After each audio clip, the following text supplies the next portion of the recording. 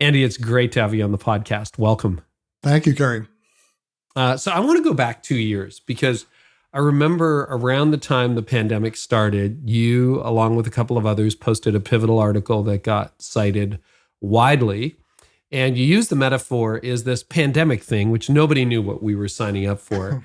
Is it, and I think the metaphors were, is it a blizzard, a winter, or an ice age? A particularly Canadian-friendly metaphor, I would like to say. Very Canadian-friendly, absolutely. We long for summer, I'll tell you. And everyone was kind of like, hey, man, this is a blizzard. Like, we're going to be back open again in a heartbeat. I would love to start there. So 2.5 years later, what's your take on it now? What is this? It clearly wasn't a blizzard, probably wasn't winter. What kind of ice age are we in? It's been a very long winter if it's only been a winter. Well, the idea of the ice age was, not just a season, but a shift in the climate that would be generational. I mean, true ice ages are maybe hundreds of years long. I don't think we were suggesting anything like that, but a kind of permanent change in the climate longer than you can just wait out, right? So even winter, you sort of can stay indoors for a few months and then come back and life is normal again. Truly. Whereas the Earth over and over has had these shifts in climate, some of which are cooling shifts, ice ages, where for generations, every organism, every ecosystem has to adapt. And in that sense, while it seems that we're past the worst of COVID-19 as a pandemic, I think the results of it, I would stand by, unfortunately, what we wrote, that this is an epochal, age-defining, it inaugurated a change in the age. It's not going to be the last act. It may not even be the most memorable or important thing about this time, but we wondered and sensed and felt like leaders needed to attend to the possibility that it was going to set in motion changes that we'd be wrestling with for the rest of our lives. And I pretty much think that is going to prove to be the case. Yeah, I would agree with you. And I remember reading that at the time and thinking it through and really hoping this wasn't going to be an ice age, but I couldn't agree more. Us too. Like nobody's signing up for this. But I think that's a really interesting time frame. Like these are changes that are profound enough that we'll be wrestling with them for the rest of our lives. So, our mutual friend David Kinnaman and I on our other podcast, the Church Pulse Weekly, have talked about a series of cascading crises for leaders. And when you look back at the last 2 and a bit years, and it seems to never end. I mean, just whether it's school shootings, as tragic as they are, I'd love for you to name some of the crises that you think that we're in, and then maybe talk about their severity. Like what are the shifts? What are the characteristics of this ice age that we are moving into that we will be wrestling with indefinitely, if not for the rest of our lives? Yeah, 3 come to mind, and they're going to operate on perhaps very different timescales. I think they're all going to be significant. The one that for them at this moment, as we're speaking, is actually the least of our concerns, that when we wrote the piece was probably the greatest of our concerns, is the economic knock-on effects from the pandemic. It was very plausible in March of 2020 that we were going to see a Great Depression level worldwide economic event. And because certain central banks printed trillions of dollars, that didn't happen. And so I guess that's good. I think, the honest truth is that this has never been attempted. The amount of money creation that's been attempted in response to the 2008 financial crisis compounded by COVID-19, it's just never been tried before. So we'll see how it goes. But maybe it'll work out okay. I mean, these systems are both very fragile and very adaptable at the same time. So the economic crisis, as much as we speak now, the world is really being hit by inflation and by shortages of various kinds that could become quite severe, due more to the war in Ukraine than to the pandemic per se. For the moment, I actually think the economic situation is far less grim than we probably expected it would be. So that's good. The second is going to be the longest to play out, and it is the developmental formational crisis for children and youth. So we had a little inkling of this that we wrote about in our piece, Leading Beyond the Blizzard, when we talked about the fact that 8 to 10 years old seems to be, according to the scholarship of this scientist, many others, but including the scientist Marianne Wolf at Tufts, has demonstrated that there's this window of opportunity during which you can acquire reading fluency. That is, reading becomes just fully neurologically, cognitively natural for a human being. And if it's taught in that window, children learn to read very effectively. If they miss that window and they learn to read later, they acquire functional reading, but not fluent reading. So they can sort of get by, but you never get the brain wired up to sort of fully immerse yourself in a text. And so we were very concerned about the educational impacts. And these have turned out in differing ways in different parts of the world and even different parts of our countries to be quite severe. The really terrible thing is that let's just charitably say well-intentioned efforts to protect people from infection, many schools in some of our largest cities in the US at least were shut down fully for an entire year, if not more.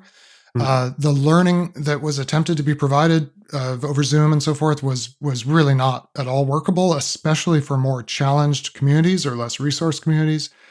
And the deficits that we're now seeing in educational attainment in this cohort of elementary school students it's absolutely horrifying, and it's frankly off of a relatively low baseline. So you think about that cohort of elementary school age children who missed out for a couple of years on years that you just don't get back neurologically. But I will tell you the thing I totally didn't think about that I'm actually more concerned about is what I'm hearing from teachers and administrators and others who work with high school students. And I actually think that just as 8 to 10 is like the window for acquiring reading fluency, like 13 to 15 is the window for acquiring social fluency. The ability to be in a relationship, to sort of exchange all the things you exchange with another person, knowing how to talk with someone, knowing how to get upset with someone and not have it just rupture everything, knowing how to take a joke, just all these things that we practice in middle school. It's very painful. It's very awkward. But they missed it.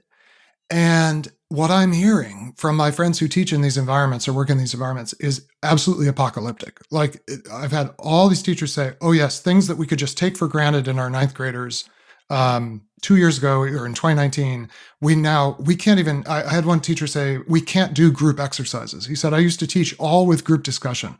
He said, my eighth graders just do not know how to have a group discussion. They're like fifth graders. They can't stay on topic. They can't interact with each other. And so, the thing is, maybe some of this can be made up. It's going to be really hard to make up those basic learning deficits. Can the social deficits be made up? I'm not sure. But I think we are going to see 100 years of effects from the kind of missed opportunities of, very broadly speaking, socialization for a generation of kids who are just going to grow up having to make do as best as they can. And they will make their way through the world somehow, but there will be a lot of things that will happen that will get blamed on other things that actually their root cause will be what they missed out on as children through no fault of their own. Well, and that's compounding on already what a lot of people would say is social breakdown and the inability of even adults to have a conversation. Exactly. And this actually was going to be my third thing, which is the crisis of trust in institutions generally. So, and this is more the adult version of that really, and this was, pandemics historically rarely create whole new situations. They just accelerate things that were already happening. And in the long run, they don't matter nearly as much as the other changes that were happening around them, but that they accelerate. And we were already, in different ways, and it differs from country to country, but in a kind of breakdown of trust in fundamental institutions. But it was tremendously accelerated. Partly by the direct events of the pandemic. We wrote in March of 2020, we didn't anticipate that in May of 2020, a police officer would murder a man in broad daylight in an especially gruesome way that would be witnessed on video by hundreds of millions of people. Probably many people have never actually watched an actual murder. And we watched a murder.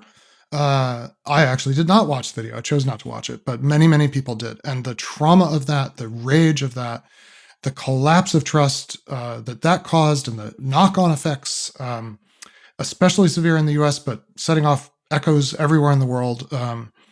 This is maybe the deepest crisis, because the question of, is there any neutral ground that we can meet on and trust that it will be fair for us to all be in this space, whether that's a street in Minneapolis or a court of law, or a church.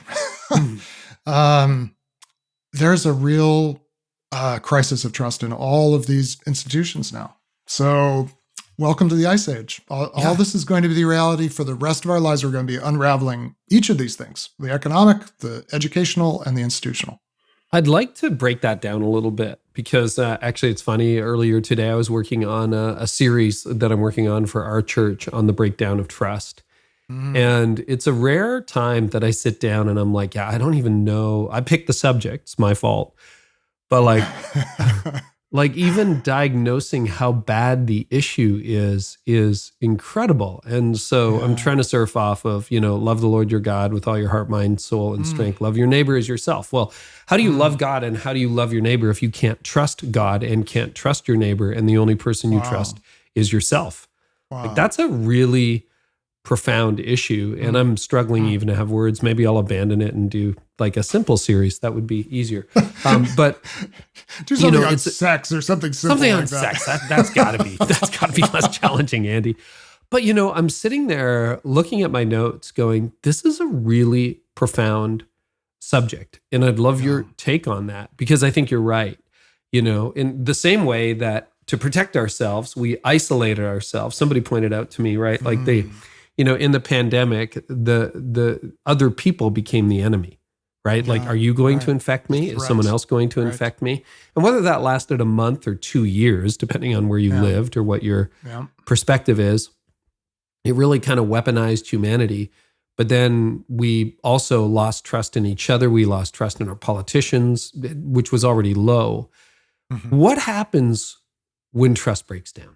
Like, what happens when you become, and then we all trust ourselves, right? So now I'm an expert on global supply chain. I'm an expert on pandemics. I'm an expert on racial justice. I've done my research. I've done all my research. Yeah, I've been on YouTube for at least 28 minutes, and I'll tell you all about it. Like, what happens when you become the locus of trust? Yeah, that's a very insightful way to put it, I think. I haven't thought about that the only ones we are left to trust in is ourselves, and perhaps people who seem sufficiently like ourselves, who we assemble, sort of on the go, to reinforce our sense of ourselves. Our little gang tribe that we've assembled online. Yeah, exactly. Well, let me approach it this way and just say, I think there is a tiny sliver of good news here, which is all trust is actually built on rupture and repair. This is something I've been thinking about quite a bit in the last few months. Wow. And I draw these words from my friend Kurt Thompson, who you might know. He's a psychiatrist and really insightful writer and teacher and counselor in the way of healthy life, you might say. And Kurt, in his books and in his ministry and teaching, talks about these two words, rupture and repair. That the fact is that the only way I ever come to trust anyone is to have some degree of interruption in the relationship. So this first happens in human development between the mother, usually the mother and the child, or the caregiver and the child. I'm talking about like the first moments of infancy in a way, because the child needs the mother there. Let's just say the mother is often the one who provides that initial care. But then the mother has to leave the room and you're handed to an aunt or the dad or whoever, for a moment. And where did she go? Is she coming back? Right. So this is the first layer of rupture and repair is simply absence and then renewed presence. And just that simple rhythm that is, when you start to look for it, you realize it characterizes all of our lives. Later today, I'll go down and we'll have dinner again. My wife, and then actually my son, who's been he's adult, living away from home. He's back for a short visit. So he's come back, right? And we come back to dinner. And sort of every night We've gone our separate ways during the day. We come back, and that's like the building block of trust is you were gone, but now you're back. So that's very basic. But then you have these deeper ruptures, which require more intentional repair. And I've thought of the next layer you could call failure and recovery. And that's when something breaks down, not necessarily through anyone's fault, and then you have to work to sort of repair it. There may not even be any blame. The world is unpredictable. For example, I thought you were picking our kid up at school today and you got a flat tire and it didn't happen, right? It's not really anyone's fault, but there's still a question of how do we recover from that breakdown and what we expected it would be like. And trust is built in that way too, when we're resilient and we work through it. And then the deepest one is sin and forgiveness, right? Where there's actually not just failure, but fault. And so the reason this is good news is we were coasting on certain assumptions about who we could trust and why that have now been tested, and in some cases and ways, really deeply broken. But this is actually just the invitation to the next stage of trust, which is rebuilding through forgiveness where there's been sin, and also repentance, of course, and conversion in a way, and mercy and all that, through just resilience. Like, gosh, that failure was hard. We lost a lot. We may never get it back, but we're still going to find a way to move forward together. And then also through just returning to being present. I do want to say, Carey, even just this absence presence thing, it's different for each of our listeners probably, because like in Texas in the US, I don't think COVID ever happened. People just kept doing their thing. It's about 14 minutes. That was it. Exactly. Right. It was like, it was a blizzard. It was. In Canada, it was a lot longer. In Philadelphia, where I live, a lot longer. That's a nice age. So, we're talking in the spring of 2022 here, and I've just, for about 2 months, been able to be back in actual presence of people. And I will tell you, there are several individual relationships with people who I hadn't seen in a couple of years because we just couldn't. We live far enough apart and so all that. And in subtle ways, I was starting to mistrust them. I started to have little narratives in my mind of what was going on in their lives and little hints I would pick up. And we got back together, and this happened very vividly for me just a couple weeks ago with someone I just really thought things were going in the wrong direction for this person and in our relationship. And we get back together in person and go for a walk and catch up, and I realized most of that I was just imagining. Some of what I was imagining, some of what I wasn't imagining, there's a deeper story that I can now pay attention to in a deep way in person. And I left, I have no idea how that other person felt about me, but I left with this renewed sense, I totally want to be in relationship with this person. But maybe I live too much in my head or have a too active imagination or whatever, but does this ring true? You start to build these narratives, and just when you come back together. So I want to encourage people, as you start rebuilding that in-person presence, trust begins to return in a really important way. Now, the sad thing is, many of our churches, there are some people who just will never come back, and so you'll never get that presence again. But for those who do come back, I think there's so much room to rebuild from here, even though we're in a great crisis.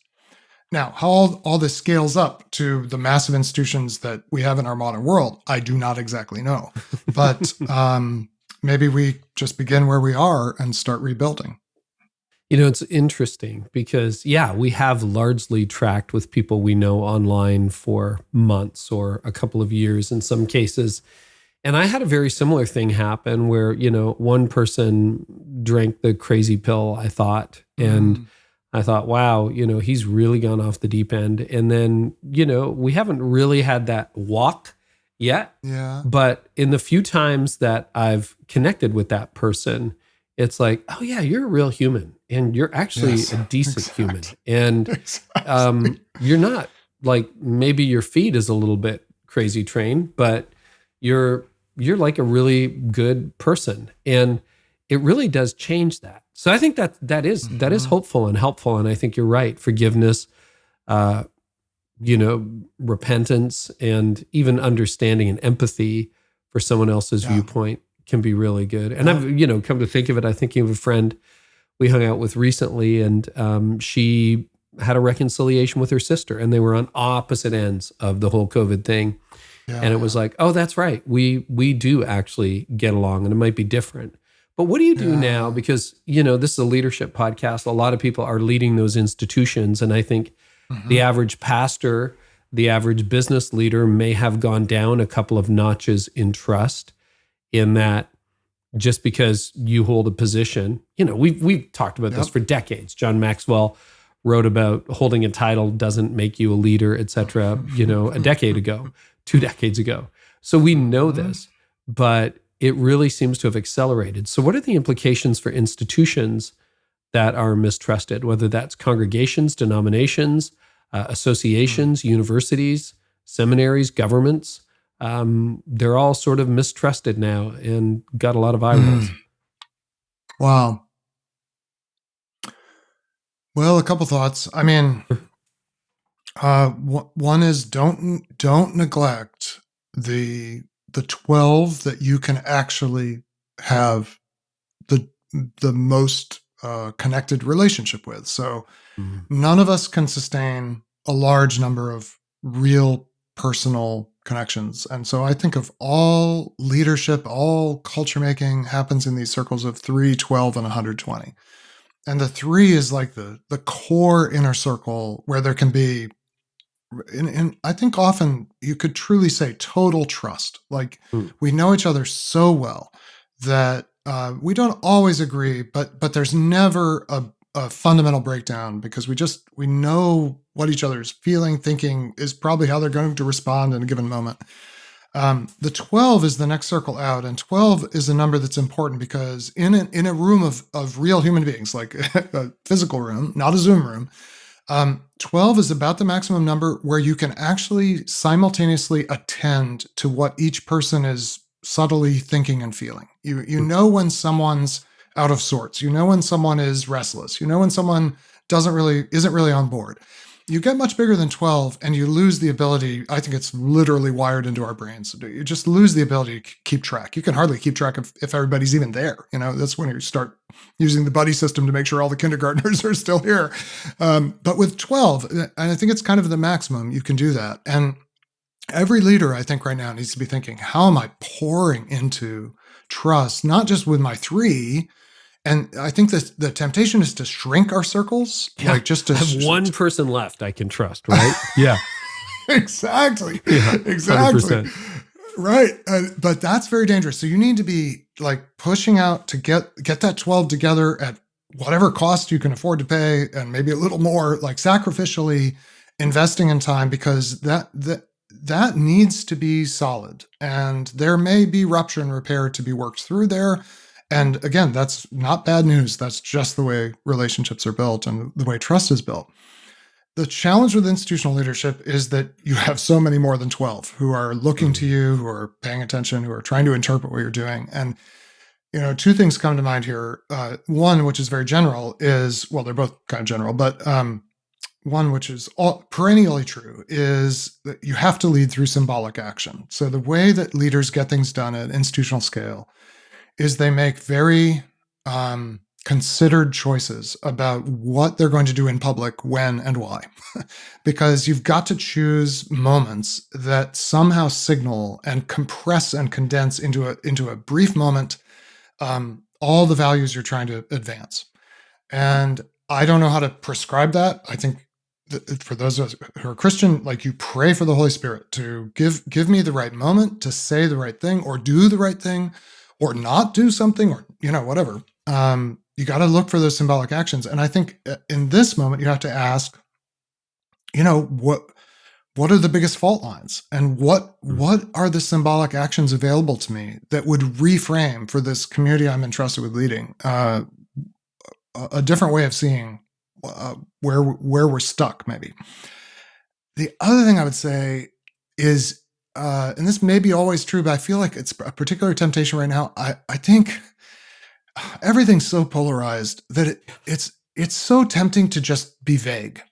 Like, just sort of not talk about the things. I actually think this moment requires clarity from leaders, and it's going to come at a cost, because the moment you clarify, here's what we're doing about masks, here's what we're, pick whatever the hot topic is, you are going to lose people. And that betrayal and loss is just the pain. It's just the deep pain of leadership.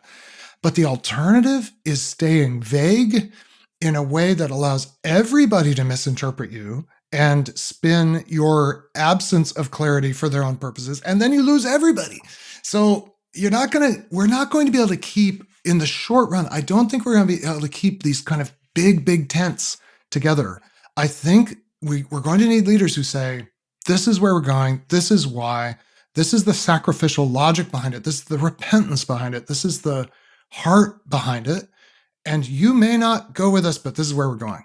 And I feel like there's a temptation right now for leaders to back away from that, try to keep everybody on board. And I just think the back channels of interpretation are going to overwhelm you if you try to do that, if you're not clear. Yeah. Does that make sense? By definition, that's not leadership, right? Leadership is, here's what we're about, here's where we're going. Yeah. I invite you to follow. Yes. I want to talk about symbolic leadership because I think that's a really important point. It's interesting. Well, a bunch of questions, actually. Let me start here, actually. 120, why 120?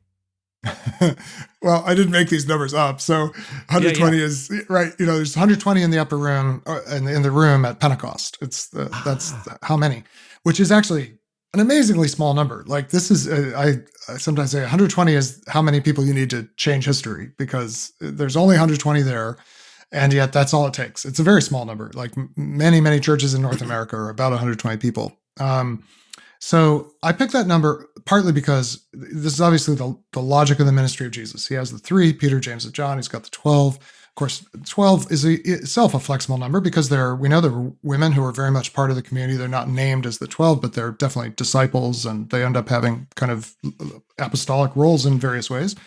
And then the 120 is clearly a somewhat flexible number, but the idea is the 12 you can have face-to-face relationship with. The 120 you can have real buy-in for a mission. Mm-hmm. And that number shrinks or expands depending on the kind of scale of the mission. I mean, so if you think about a feature film, which is one of the most complex things that we human beings make these days, there's probably 500 or 600 people involved. It's still a small group compared to the millions and millions of people who will watch the film, right? But the principle of 120 is basically the actual culture-making energy is channeled through a relatively small group considering the scale of the mission. I mean, God has a mission to renovate the entire cosmos, especially this human story on planet Earth. How many people does he start with on Pentecost? 120. Not 1,000, not 3,000. That comes later. Not millions. Like, you'd think you need millions of people to impact millions of people, right? Not true. You need 120 people. So does that help with that part? Yeah, that helps a lot. It's a little reflective of Robin Dunbar's work. Exactly. Dunbar's number, right? What's his book called? Very called How Many Friends Can One Person Have? And he breaks down all of civilization into groups of 200 or less, and then smaller circles, and actually references Jesus. But I think that's really important. And I wonder, looking back on the last couple of years, whether people's circle has shrunk to the point where it's just themselves. And maybe you start with those 3 and move to those 12, and then start thinking about the 120 as a remedy. That's really helpful and practical.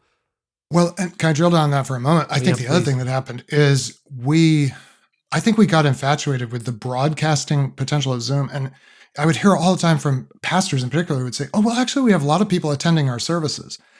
The problem is that medium is not good for building the kind of real in-depth trust that you need. And I think those were superficial results. I mean, time will tell, but time is kind of telling. And an awful lot of places that saw an initial surge in online attendance, now, most megachurches are down 50% from what I'm hearing in terms of who's coming back.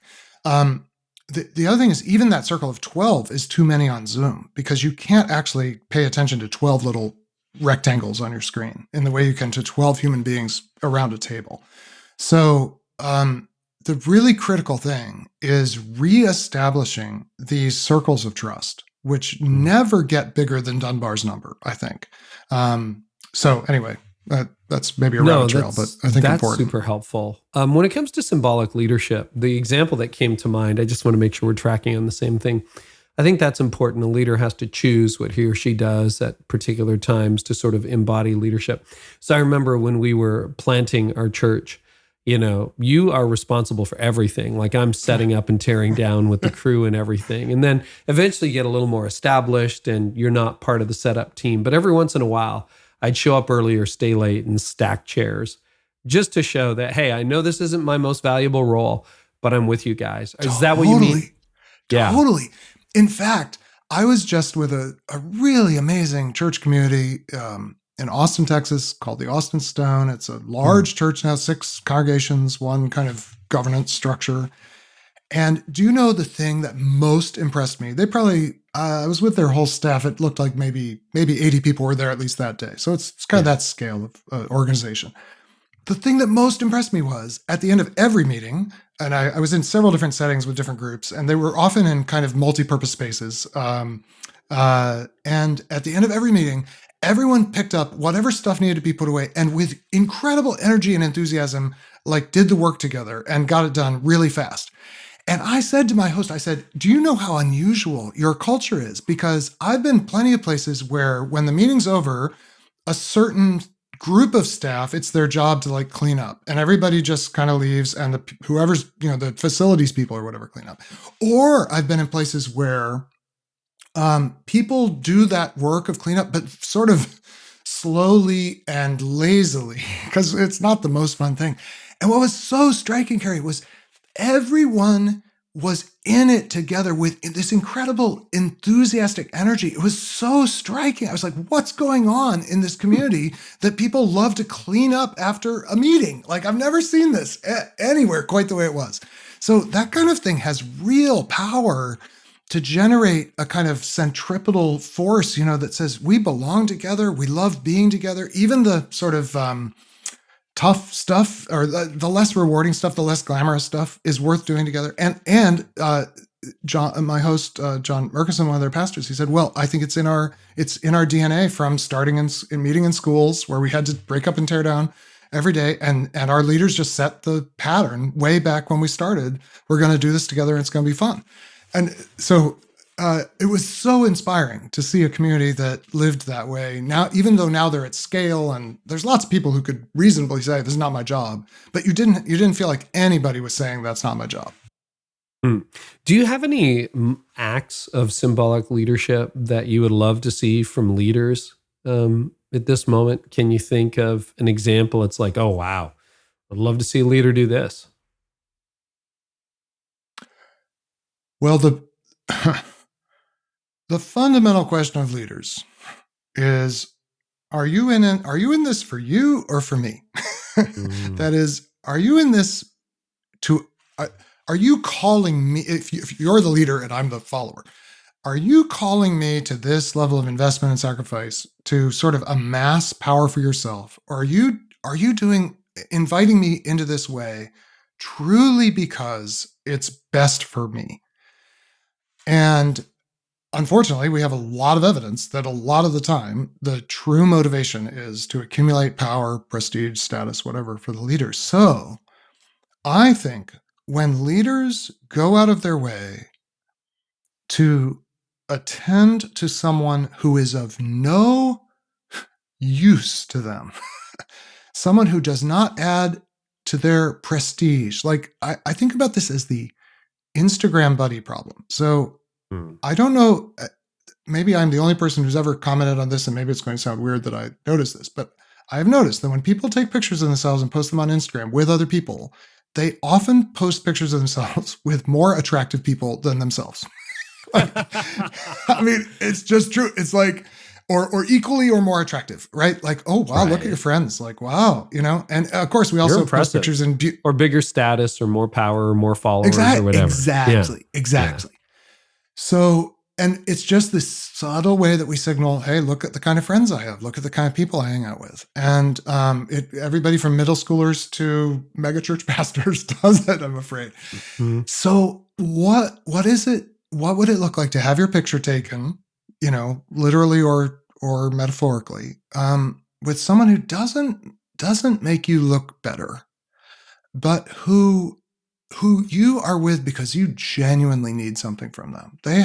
So they're not useful in the sense of accumulating your own power, but they are a teacher of the way you want to live, or a model of something your community needs to care for, that won't accrue any benefit. Does this make sense? I don't know if I'm saying yeah, that does make sense. It's really interesting. I've had a number of conversations with people over the years about the pressure people feel on social media. And I guess I'm just old enough to have a good, long pre-digital life. And I'm like, try not to make it too glamorous, people. Try not to make it too glamorous.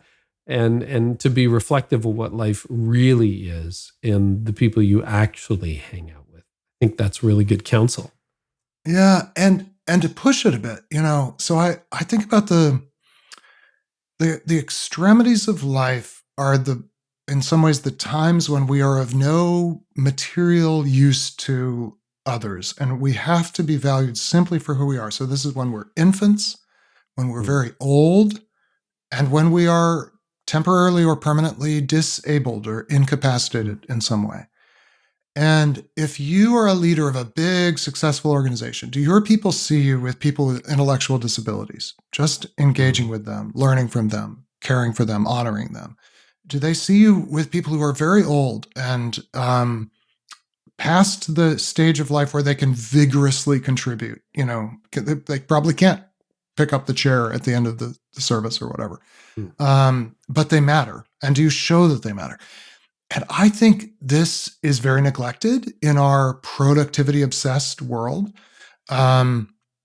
And status-obsessed world, but I think it sets a community free when we realize the person who's in charge of this thing is not just in it to extract value from us, but is in it to actually impart value, no matter our usefulness or lack of utility to the mission narrowly understood. So I'm curious. I think that's a really good point. Do you think that has become harder over the last 15 years as social media has overtaken our lives and our culture?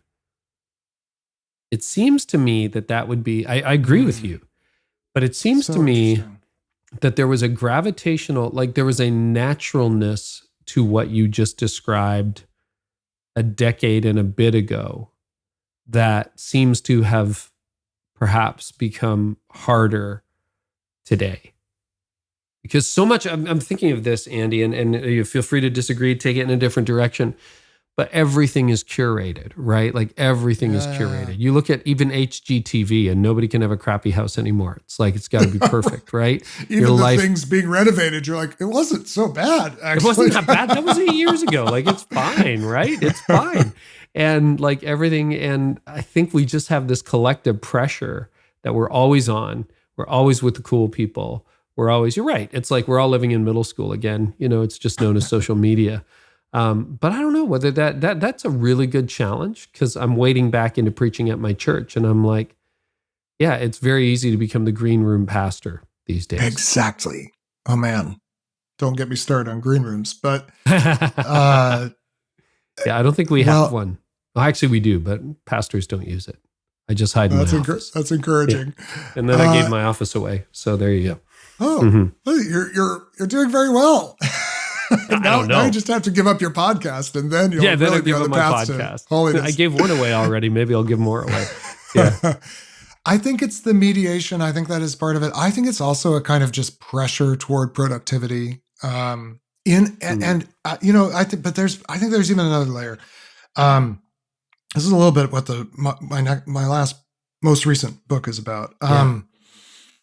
It's the impersonal, transactional nature of how we get things done in our world now, that almost to be effective in the world that technology has made, broadly speaking, including media, requires a kind of transactional calculation at moments that never used to require that calculation. And it's very connected to kind of a breakdown of fundamental community. It is not that long ago that just what it meant to be a pastor was you visited the sick in your congregation. And why is it now that that's not assumed that the pastor will do that, especially in multi-staff type churches?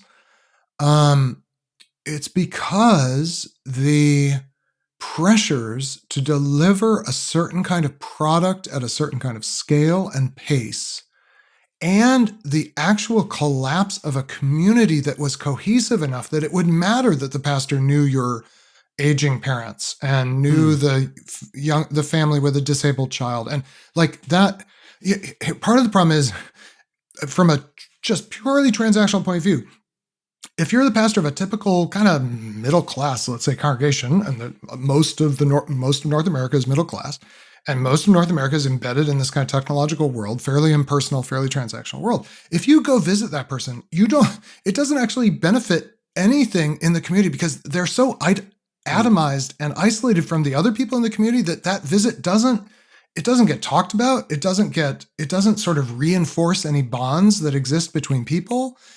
And it used to be that the pastor was sort of one of the people who held that whole thing together, but now that thing doesn't hold together. They're all individual consumers showing up at your doorstep for religious goods and services. And each of them wants a thing from you, which if you spend too much time with that sick person, you're not going to deliver the goods.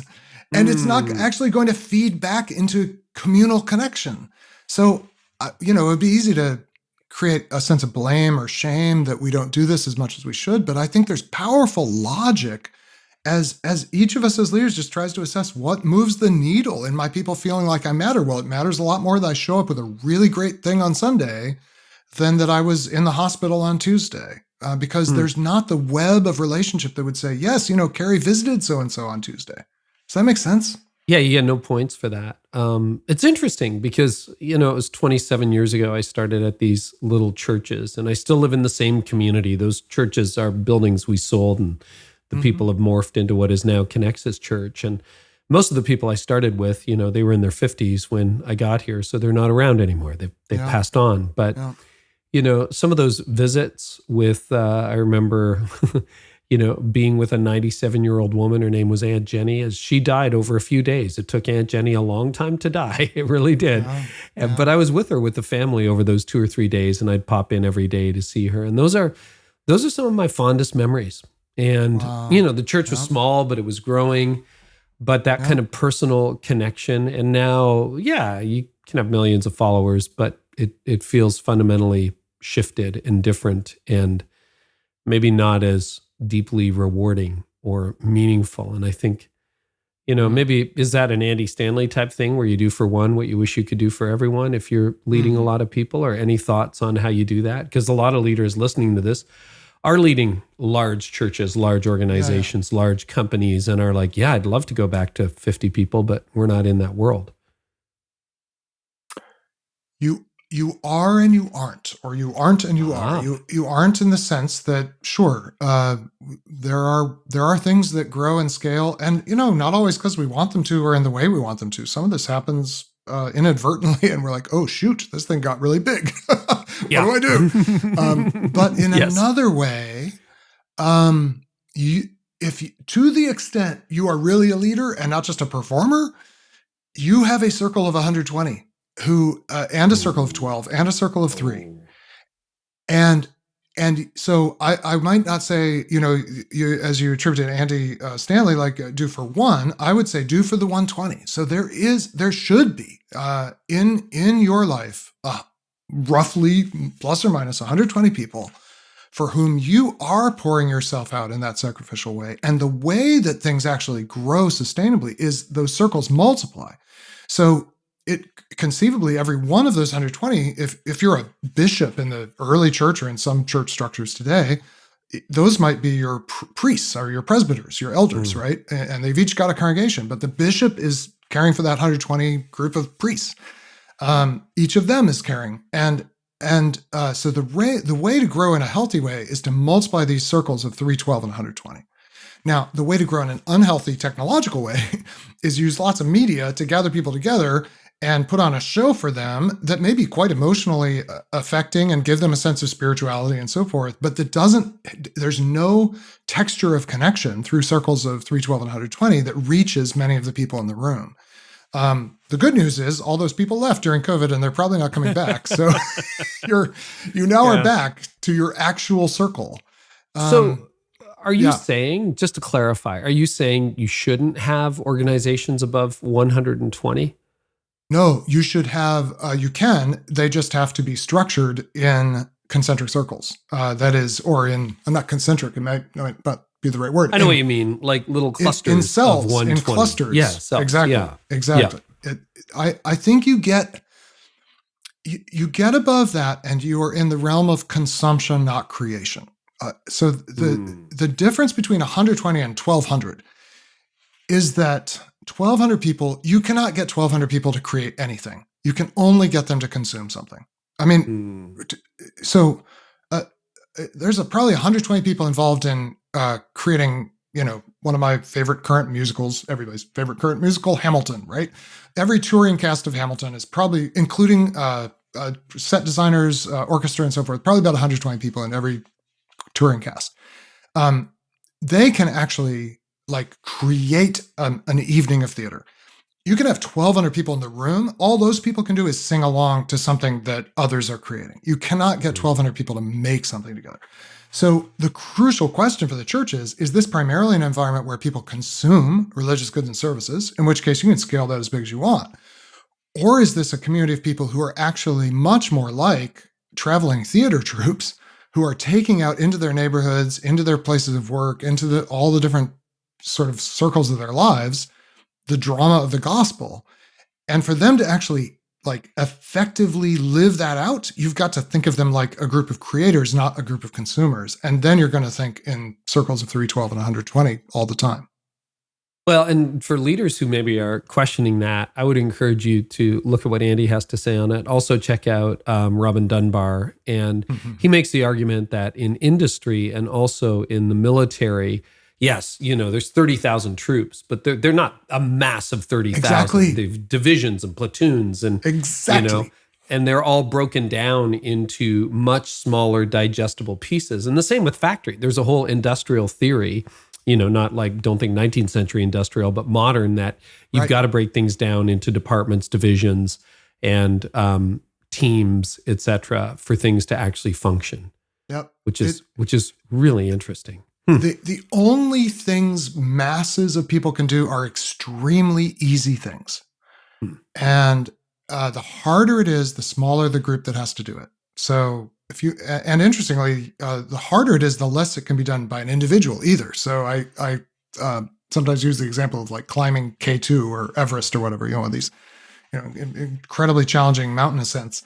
If you try to do that alone, you will absolutely die, literally die. Yeah. If you try to do that with 200 people, you will die or somebody will die.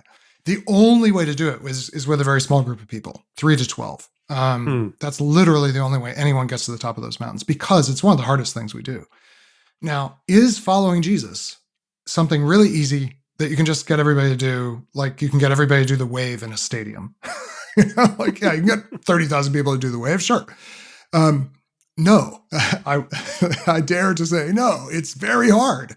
And so to do it, it requires doing it together. You're not going to be able to do it alone, but you're not going to be able to do it in some mass group. You're going to do it with circles of trust.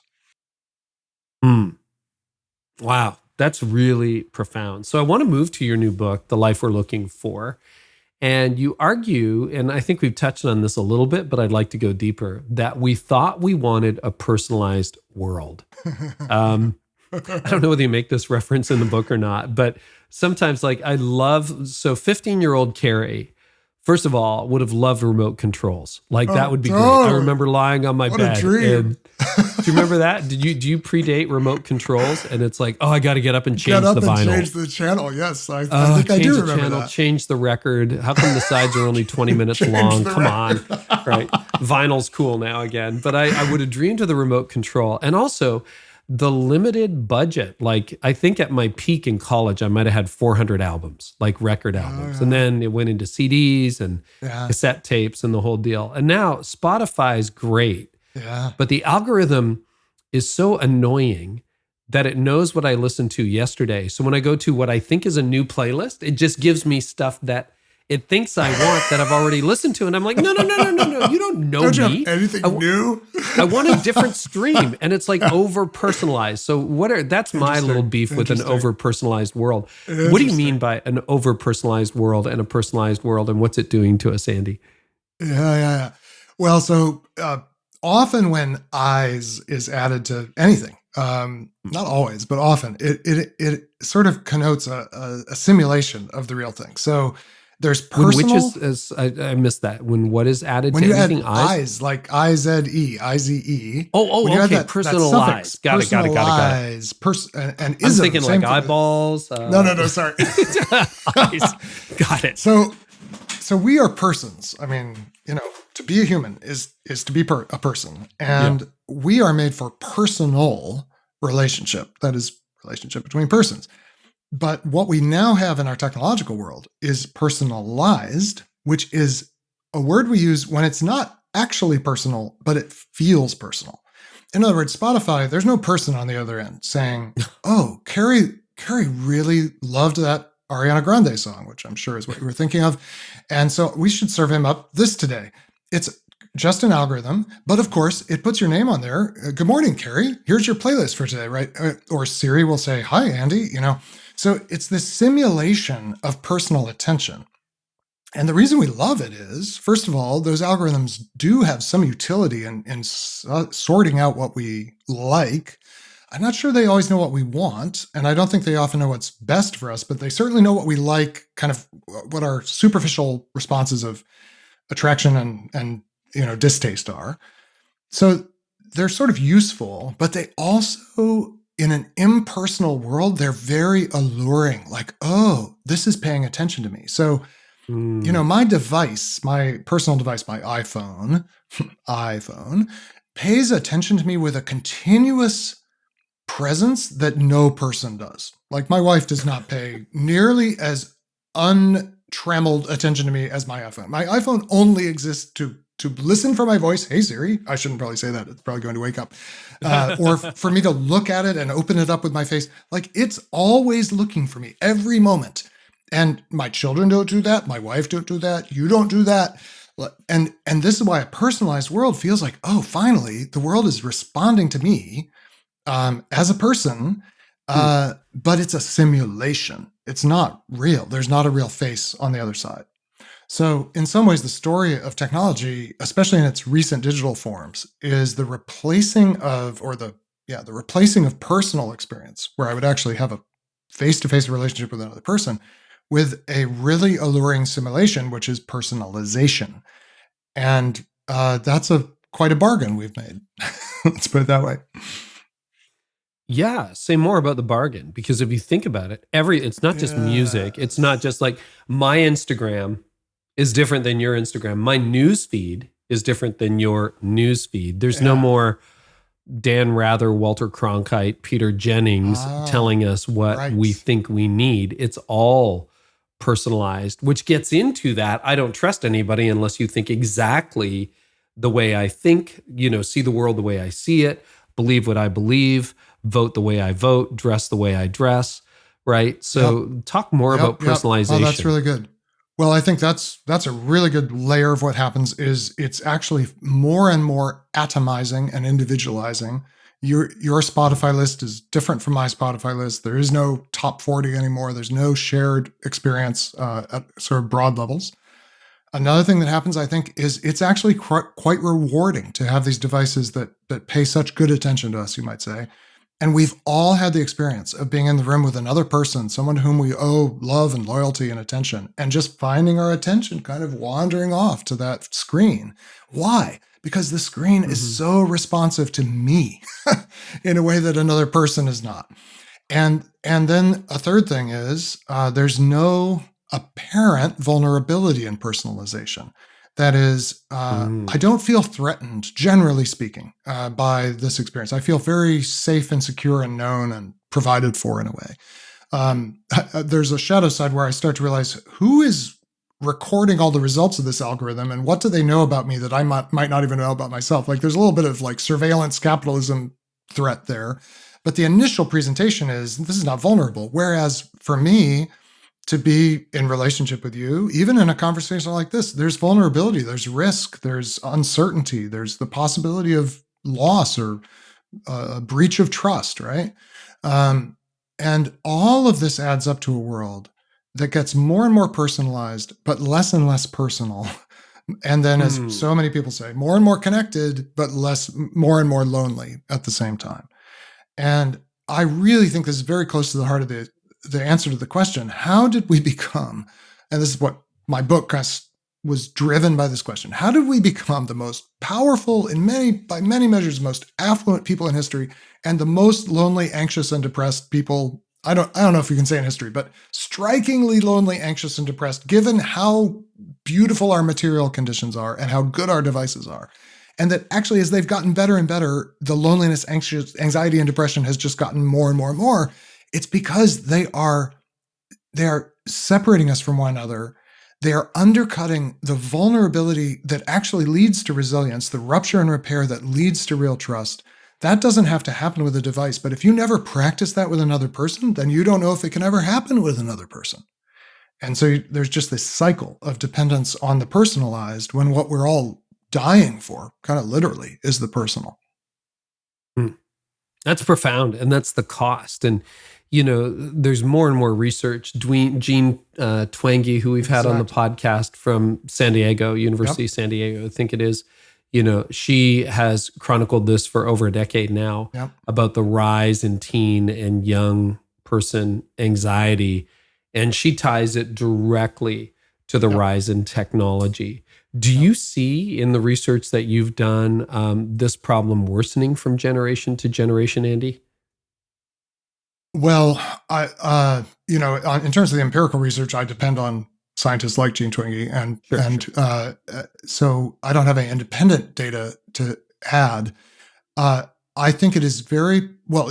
First of all, it's very clear. There's both a the biblical word generation means everybody alive at a certain moment, and I think we are in a uniquely anxious and lonely and depressed generation, people of every age and stage.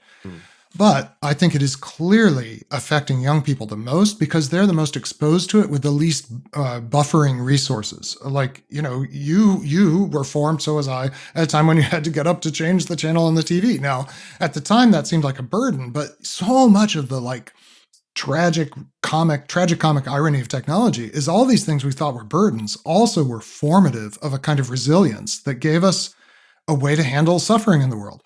And when you are in an environment where everything operates on its own and you are never asked to take on any burdens, you lose resilience. And I think that's clearly happening for children and youth and emerging adults. So, and it's a hockey stick. Like, this is not a little, I'm sure you talked with Jane about this. This is not a little trend. And it's a hockey stick in things like, in the American Journal of Pediatrics a couple of years ago now, this study on poisonings among 10 to 12-year-old boys, which is literally not a category of self-harm until the 2010s, and now is on the same hockey stick as every other thing. 10 to 12-year-old boys are poisoning themselves. Self-poisoning or poisoning others? With self-poisoning, intentionally poisoning with the intent to take their lives. This used to be a way that girls would commit suicide, and so it's been a factor for girls for longer. But now we have, out of the blue, 10 to 12-year-old boys who literally, you just never heard of a case of this. And now there was this whole article in the AJP documenting this hockey stick-like rise in that for boys and also an increase for girls. Just index after index, something's really not working well for those who are at the most formative stages of their lives. And by the way, I don't actually think it's their technology use that's the biggest problem. I think it's their parents. Say more about that. Well, we did do some research for my daughter's book, My Tech-Wise Life. And one of the questions we asked teenagers, we did this with Barna, with our friend Dave Kinnaman, one of the questions we asked teenagers was, if you could change one thing in your relationship with your parents, what would it be? And the most common answer is, I wish my parents would spend less time on their phones and more time talking to me. So this is what the kids wish were different. So there's a lot of anxiety and maybe even a little bit of panic about teen device use or whatever. I'm much more concerned about adult device use, which is disrupting the ability and willingness of parents, especially during the vulnerable years of adolescence, to stay engaged with their kids. Chris Smith has this really beautiful, sort of sad but beautiful picture that when kids hit adolescence, they send two messages to their parents all the time. And one is, come closer, I need you. And the other is, get away, I hate you. And whereas previously in early childhood, the message is just come closer. But in adolescence, you start getting, it's both. They both want some distance and they want more connection than they've ever wanted in their lives in some ways. But what Chris says is parents tend to fixate on the aversive reaction, the negative reaction, and they pick up on that. And they're like, oh, I'm not supposed to be involved in my kid's life anymore. I should back away. And they don't pick up on all the same child is also sending you signals saying, no, come closer. I need you right now. I need you to listen. I need you to understand what it's like to be me. And I think that's been a dynamic for parents for a long time, kind of since the invention of adolescence, maybe. But now the parent has a personalized device that never gives you that. It's very hard as a parent when that child once came running to you and they no longer come running to you. And there's a sense of grief and loss and even betrayal that we feel as our kids go through that normal adolescent distancing. But if I've got my device to comfort me, console me, distract me, and I can just tell myself, well, they want to be by themselves. It's this lack of attending at this critical age when in fact children need their parents more involved in their lives than ever, that the parents now have this thing constantly distracting them from the most important formative relationship that we could have, parent of child. What are the ancient roots of our tech obsession? Well, yeah, it's super simple. It's magic. It's the dream of magic. It's the desire to have a kind of impersonal power that you can wield, ideally without risk, with a kind of endless ability to get things done with very little effort, effortless power. So, we've always had tools. So technology is not new in the sense that human beings have always figured out ways to get things done. But we had this dream for a long time that we couldn't get to come true, which was that the tools would start to operate on their own. So we had this dream of magical brooms that would sweep for us. Or, Aristotle writes about, gosh, wouldn't it be amazing to have a harp that would play itself? You wouldn't have to have a slave. You would play the music the thing would play on its own. So, and all this was very tied up with the dream of magic, of commanding the world and getting what we wanted with no exertion. And then we figured out some things about power sources and cybernetics, and we suddenly had Roombas that are like a magical broom, and we had Spotify that is like a magical harp that plays itself. And that dream, while it has some usefulness, and I'm not saying all those things are not useful in their own place, but I think that dream of magic is the witness of the biblical tradition is it's a bad idea. And it's a false dream because it imagines that what it would be like God is to be just disburdened from really our bodies, our limitations, and just be able to act by thinking. And I think the Christian tradition has wisely said all along, very bad idea. You don't actually want that. And when you get it, you're not going to like it. It's going to be a lot less satisfying than you thought. Underneath some of our conversation today is this idea of agency. So I've been thinking a lot about identity. If you look at our identity, we can place it in a partisanship. I'm right wing or left wing or progressive or, ultra conservative. Or you put your identity into who you are, your status, your position, etc. And I think a lot of that is the loss of our Christian identity, our identity of who we truly are in Christ.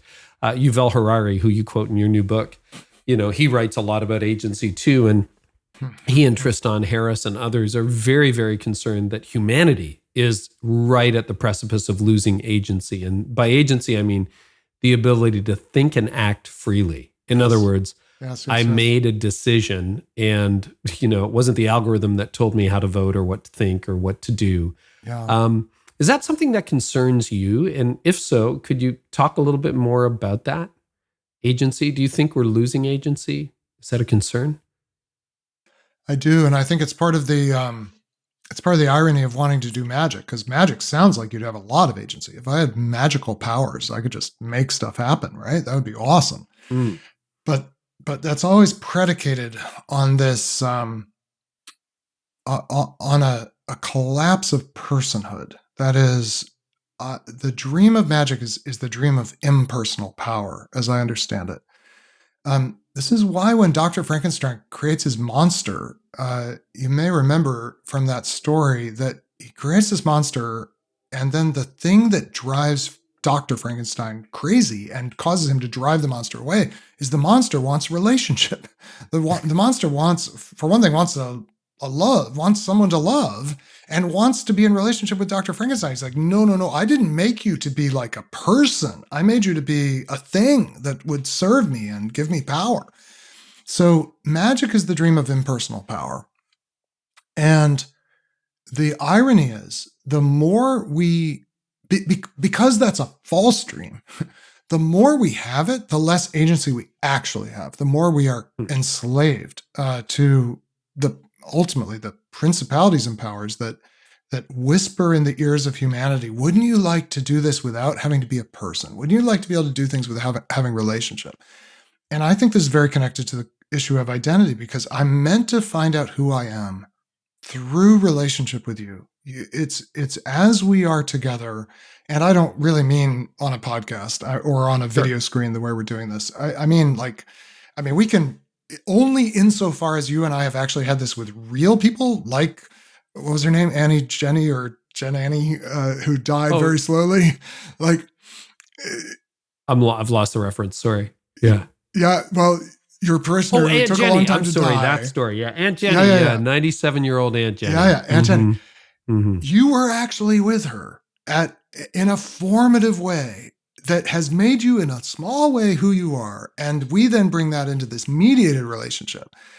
But if we never had those experiences, if we just have personalization all the time, our identity becomes disconnected from real relationship, and it actually gives us less and less power, real power in the world. And juxtapose this with the Christian belief that God is Trinity, that when Jesus comes into the world, he does nothing without his Father. He's always in relationship with his Father. All of his power, it kind of looks magical to people around him. They're like, look, he can do miracles. He's got, kind of an ability to change the world that we don't have. But Jesus' own account of it is, this is not because I know some magical spells or because I can, get the world. In fact, that's the promise of the devil in the temptations. Like, just say the word, throw yourself off the cliff, and it'll just have to happen. And he says, look, I don't do anything that I don't see my Father doing. And the Spirit is always binding us together in the love of the Trinity. So we are losing that interpersonal identity, which means we're losing our ability to really make durable difference in the world that matters, that contributes to the good of the world. And all of it's being replaced by simulations and by a growing sense that things are actually, strangely, more and more out of our control, even as we have more apparent power and control than human beings have ever had. How do you make sure, what are the habits or practices that you can adopt to ensure that you keep or reclaim some agency? I think Sabbath is the biggest one. So the principle of Sabbath, where on a regular basis, and I kind of think of it as I actually think of a daily rhythm, a weekly rhythm, and for me, a yearly rhythm, and actually an every 7 years rhythm. If I can detach and disentangle myself from anything that promises me provision, status, significance, not to mention magic and kind of effortless power, and for, let's say, 1 day a week, just be back in the world of my neighbors, my family, my body, the creation, not with all these layers. So I turn everything off that has a switch in our house, in our home on Sundays, because we don't have to work on Sundays like many pastors. But I think everybody needs a weekly rhythm where we turn this stuff off long enough to detox from it. And I will just tell you, like, the beautiful things that happen, like 2/3 of the way into those days, because the first third of any fast, in a way, is disorientation and distress. You're like, I need my phone, or I need my device, I need my connection. And then there's like this middle third that's sort of emptiness and it's not clear that anything's happening. But then around the third, beautiful things start happening. And you realize, oh, my life is a gift. Or, oh, I'm really grieving this and I just need to weep about this. Or, whatever is going on. And it's real and it's personal and it's not at scale. It's just you with the people close to you and with God. And if you're really fortunate, a worshiping community that comes around you on a weekly basis and helps you bring that to God. I don't know. I don't think anyone can survive in our world without a Sabbath practice. I just think it's the most important thing. And then a sabbatical practice. For me, every 7 years, I quit my job and take 6 to 9 months and with very little agenda other than some pilgrimage, some rest, some pilgrimage, and some prayer about what's next. And that detaches me from the significance of the work I do, the status I have in a certain kind of public. I just think sabbaticals are like essential, especially for leaders. Everybody really should get them, but leaders, I don't think, survive without them. How many sabbaticals have you taken now over the years? I believe my next one will be in 2023. I think, depending on how you count, I think it'll be my 5th. Yeah.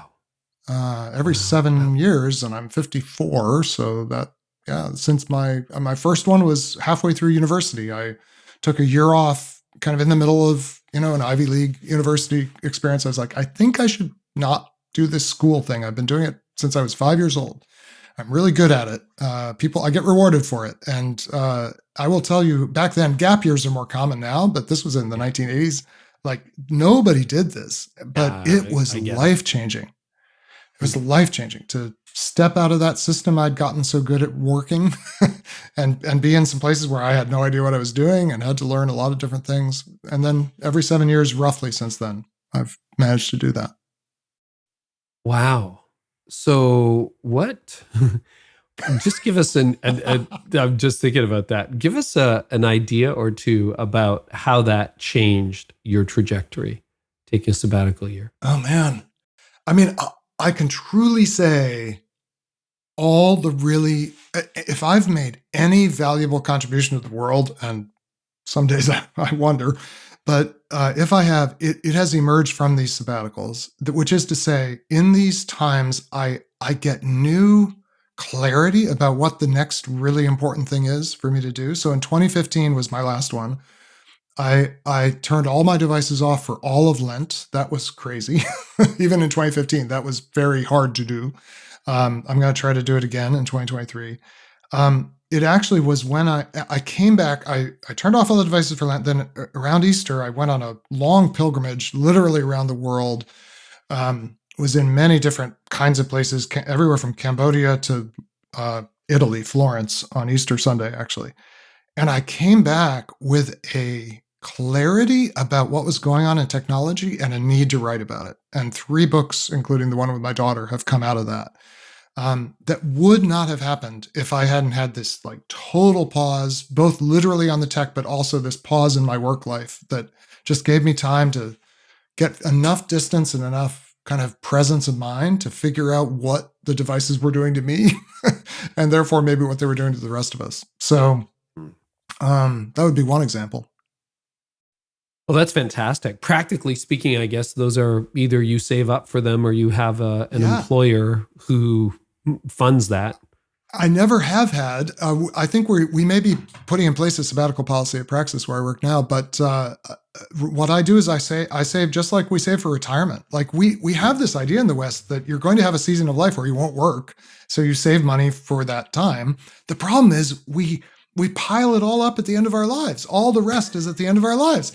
And seven years in a row is not 7 times more restful than 1 year every 7, right? So we've diverted our retirement savings to some extent. We do save for that season of life as well. But I've got a sabbatical fund. Every month I put money into it because I don't know that I'll have a paycheck. And I tell you, it's the healthiest thing. It's the healthiest thing you can do. It's also, since we're talking to leaders, it's incredibly healthy for an organization because it forces organizational growth when we know the leader is going to be absent for longer than a single decision cycle. Like, it's one thing to take 2 weeks off in the summer, but if the CEO is going to be gone for 6 months, that's long enough that we got to have some backup. And so you develop talent in a different way when you know there's going to be this rhythm of presence and absence from the senior leadership. Yeah. Have you returned to some of the same organizations when you've been finished? Or is it always a new job? Mm-hmm. Yeah.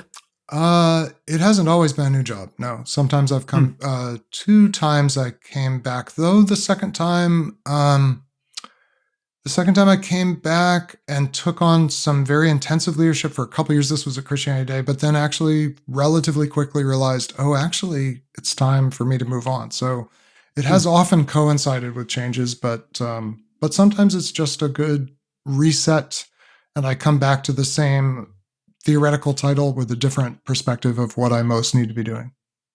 I think you're right. Clarity often comes in the detachment, in the removal from the everyday and the whirlwind. I mean, that's why if you want to look at one of the most simple things, it's take an offsite, take a day away. Yep. Exactly. Go with your team. Your team rarely solves the problems it created in the same work environment that you created them. Hence the value of the offsite. Let's fly into a different city. Let's have some different experiences, and we'll solve problems from a fresh perspective. And I guess the same is true of life, not to mention all the rest.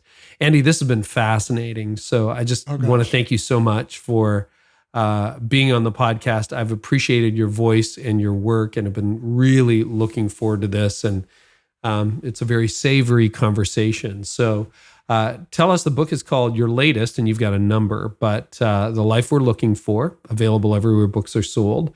But where can people find you these days? Yeah, you hope so, right? That was the deal. Oh, well, I mean, I have like a vestigial website, andy-crouch.com. But, check out what's happening at Praxis. It's so encouraging. We're working with redemptive entrepreneurs in a beautiful way, and more resources to help others pick up some of those ideas and apply them in their own setting. And that's at praxislabs.org, like LABS, like laboratories.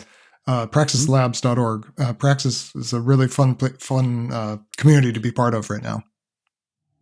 Andy, myself, and so many others are so grateful for you. Thank you so much for being here today. Thank you, Carey. Thank you for watching the Carey Nieuwhof Leadership Podcast on YouTube. I hope it's helped you thrive in life and leadership.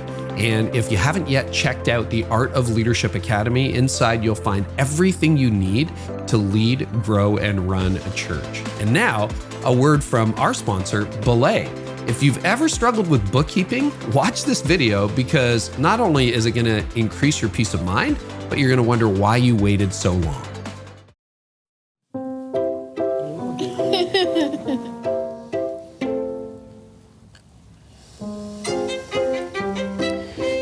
It's tax season. I still need all of your vendors' W-9 forms from last year. Here. That's nice, sweetheart. But I'm not thirsty. Whoa. A Belay bookkeeper? Really? Is that where we are now? I took care of the forms for Dan this morning. They are already in your inbox. Oh. So, okay. Let's let them enjoy their day. Never miss a moment. Leave the tea. Modern staffing from Belay. Great, please. There's not even any real tea in there? Oh, well, she's a young girl. Let her have fun. Have fun today, sweetie. Get out. Go. You are being ridiculous.